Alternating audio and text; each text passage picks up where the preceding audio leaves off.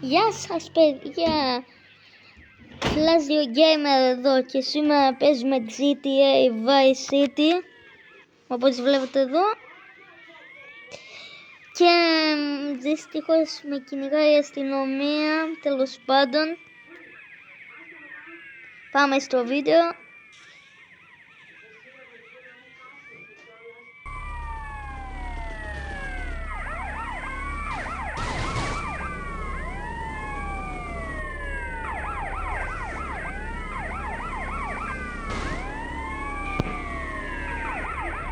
Όπως ακούτε εδώ πέρα με κυνηγάνε.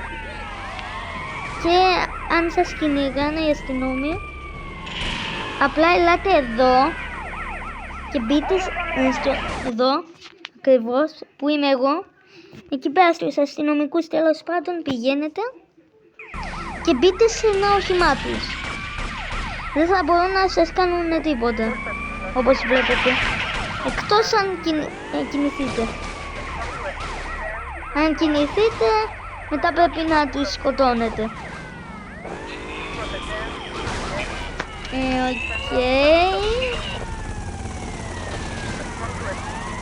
Αν κινηθείτε όπως βλέπετε θα έρθουν κι άλλοι και μπλέχνετε.